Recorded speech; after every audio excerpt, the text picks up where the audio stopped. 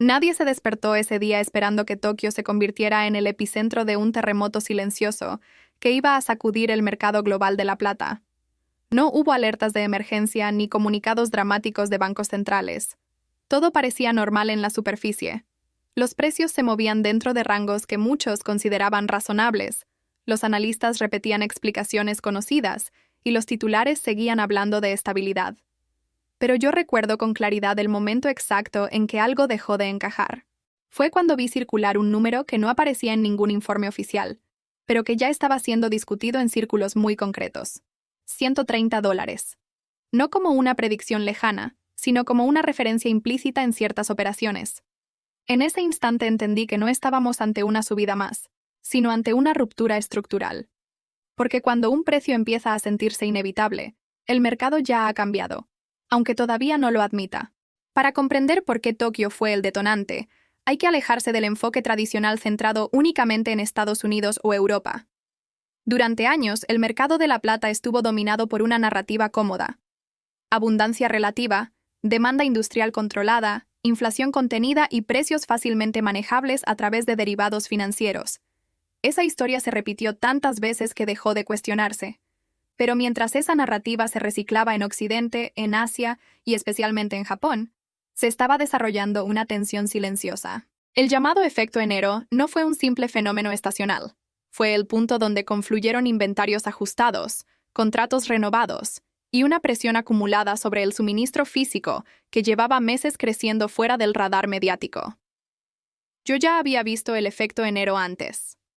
En muchos mercados marca un reinicio.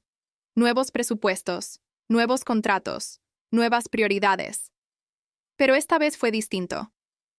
En Tokio, las primas sobre la plata física comenzaron a separarse de manera evidente del precio de referencia internacional. Al principio parecía un pequeño desajuste técnico. Luego, una anomalía persistente.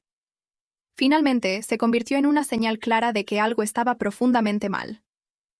Cuando los compradores están dispuestos a pagar significativamente más por el metal real que por su precio y oficial, el mercado está gritando que el precio ya no refleja la realidad física. Aquí es donde muchos inversores se confunden, porque siguen viendo el mercado como un gráfico. Pero la plata no es solo una línea que sube o baja. Es un sistema complejo de contratos, promesas de entrega, derivados, inventarios y expectativas humanas. Durante años, el sistema funcionó porque casi nadie exigía el metal físico. Todo se resolvía en papel. Las posiciones se abrían y se cerraban sin que una sola barra cambiara de manos. Pero Japón funciona de otra manera. En la cultura financiera japonesa, especialmente en sectores industriales y tecnológicos, el suministro no se deja al azar. Cuando necesitan un recurso crítico, lo aseguran. No especulan con la esperanza de que ya llegará. Cuando Tokio empezó a asegurar plata a precios que parecían exagerados para el resto del mundo, la señal era clara. El metal no estaba tan disponible como se asumía. Y ese fue el comienzo del verdadero problema. Porque una vez que el mercado físico se desacopla del mercado financiero, la corrección no es suave. Es violenta. El nivel de $130 no apareció por arte de magia. Es el resultado lógico de años de desequilibrios acumulados. La plata es un metal híbrido. Funciona como reserva de valor y como insumo industrial esencial. Está en paneles solares, en electrónica avanzada, en baterías, en aplicaciones médicas. La transición energética depende de ella, más de lo que muchos admiten. Y aún así, durante años fue tratada como un subproducto secundario. Esa contradicción no podía sostenerse indefinidamente. Lo más inquietante no fue el movimiento del precio, sino la reacción de los analistas tradicionales. Mientras en Tokio los contratos se tensaban y las primas subían, muchos informes seguían hablando de movimientos exagerados o distorsiones temporales. Leí esos informes con una sensación familiar, la misma que aparece cuando el discurso público va por un lado y la realidad del mercado por otro. Esa desconexión siempre precede a una ruptura mayor. El efecto enero actuó como catalizador porque obligó a renovar contratos en un entorno donde la plata simplemente no estaba disponible en las cantidades asumidas. Los vendedores descubrieron que no podían cumplir sin pagar primas crecientes. Los compradores comprendieron que esperar era más arriesgado que pagar caro. Y en ese choque, el precio dejó de ser una referencia tranquila para convertirse en un campo de batalla.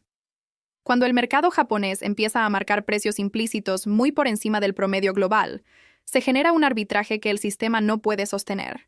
El metal fluye hacia donde se valora más. Eso deja al descubierto la fragilidad del sistema basado en promesas de entrega. No se trata de conspiraciones, es logística pura.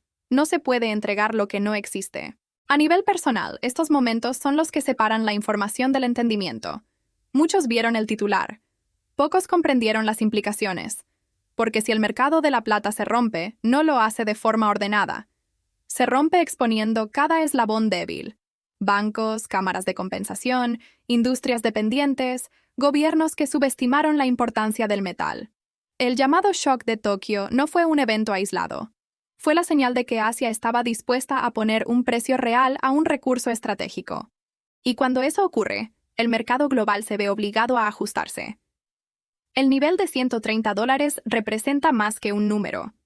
Representa el punto donde las suposiciones dejan de funcionar. Suposiciones sobre liquidez, sobre control, sobre disponibilidad infinita. A medida que la noticia se filtraba, apareció el patrón clásico. Primero la negación, luego la racionalización y finalmente la urgencia. Es solo Japón, decían algunos. Es un efecto temporal, insistían otros. Pero los inventarios seguían cayendo. Y cuando los inventarios caen, el precio no pide permiso. La verdadera ruptura del mercado global de la plata no llegará con un anuncio oficial. Se manifestará en retrasos de entrega, en contratos renegociados, en industrias trasladando costos, en gobiernos empezando a hablar de recursos estratégicos. Todo eso ya está ocurriendo, aunque muchos todavía no lo conectan con aquel número que apareció silenciosamente en Tokio. Este episodio es especialmente peligroso porque ocurre en un contexto global frágil. Inflación persistente, tensiones geopolíticas, cadenas de suministro estresadas y una transición energética acelerada. La plata está en el centro de todo eso. No como protagonista visible, sino como infraestructura invisible. Y cuando la infraestructura falla, el impacto se multiplica. He aprendido a desconfiar de los movimientos que parecen demasiado ordenados. Este no lo fue. Fue incómodo, fragmentado, lleno de contradicciones. Y precisamente por eso fue real. El efecto enero no creó el problema. Solo quitó el velo. La pregunta ahora no es si el precio puede alcanzar ciertos niveles. La verdadera pregunta es quién está preparado para operar en un mercado donde la plata vuelve a ser escasa y estratégica. Porque una vez que esa mentalidad se instala, no desaparece fácilmente. Las empresas aseguran suministro a largo plazo. Los gobiernos revisan reservas. Los inversores replantean supuestos que creían intocables. El shock de los $130 en Tokio no será recordado como el máximo, sino como el punto de inflexión. El momento en que el mercado entendió que algo fundamental había cambiado. Y como siempre ocurre, quienes reaccionan tarde pagan el precio más alto. Al final, esta historia no trata solo de plata. Trata de cómo funcionan realmente los mercados cuando la realidad física choca con la narrativa financiera. Trata de cómo Asia mostró primero lo que el resto del mundo tardará en aceptar. Y deja una lección incómoda pero esencial. Cuando el mercado parece tranquilo durante demasiado tiempo, no es estabilidad, es tensión acumulada. El mercado global de la plata ya no es el mismo después de Tokio. El efecto enero no rompió el sistema, solo reveló sus grietas. Y ahora, con esa verdad expuesta, cada decisión futura se tomará en un terreno distinto. Más volátil, más incierto, pero también más honesto. Porque cuando el precio finalmente refleja la realidad, las ilusiones desaparecen. Y en los mercados, ese momento siempre marca el verdadero cambio de era.